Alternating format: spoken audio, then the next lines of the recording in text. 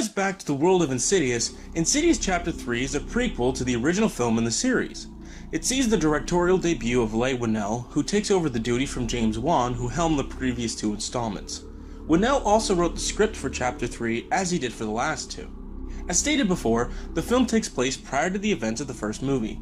Here, Quinn, played by Stephanie Scott, tries reaching out to her dead mother. She gets a hold of Elise Traynor, the psychic woman from the previous two films, played by a returning Lin Shaye, to try and help her make contact. Elise explains that she has long since given up contacting spirits, and that it's dangerous to try to talk to ghosts because if one can hear you, they all can. Shortly after, Quinn begins experiencing some paranormal phenomena. A freak car accident then sees her bedridden, as the supernatural occurrences grow more prominent. Soon her soul is threatened by an evil entity, and it's up to Elise to save her. If the plot for Chapter 3 sounds eerily familiar to the last two, that's because it is. Aside from a few things, the setup in the beginning is about the same as the first film. Things get a little more complicated by the end of the second act, but it's still not a solid departure. Also, the movie has a shift about halfway through. The majority of the first half focuses on Quinn, while the second is really about Elise. It becomes a story of her coming to terms with the evil of the Further and why people like her are a necessary defense against it. Aside from that, however, the movie basically hits the same beats as the last two. The cast are all decent, with no real complaints all around. Stephanie Scott is pretty good as Quinn, and Lin Shaye, who has basically become a cult horror star because of these movies, carries the majority of the film and does a good job. Dermot Mulroney plays the father. He's got a face you might know, but a name you probably don't. He's alright too. The characters Tucker and Specs, played by Angus Sampson and Leigh Whannell respectively, are back as well.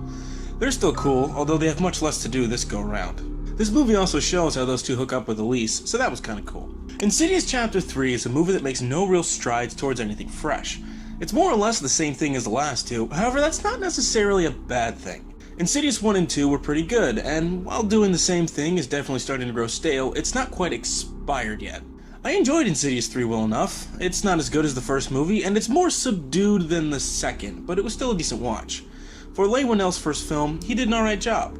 The movie doesn't feel different visually, and since it has the same writer, it carries a tone coherent with the last two.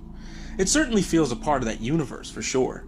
If he decides to do a fourth one, I'm not entirely opposed. And honestly, it looks like that's where things might be headed.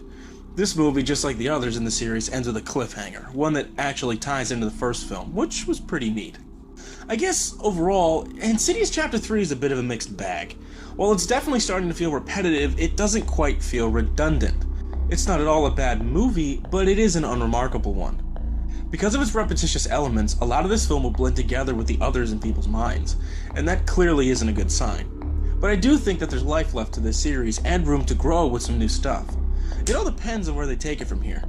Considering that we'll probably see an Insidious 4, I remain optimistic. As far as Insidious 3, if you're a fan of the series, watch it. You might not be thrilled, but you shouldn't be massively disappointed. If you've never seen them, watch the first one. It's much better.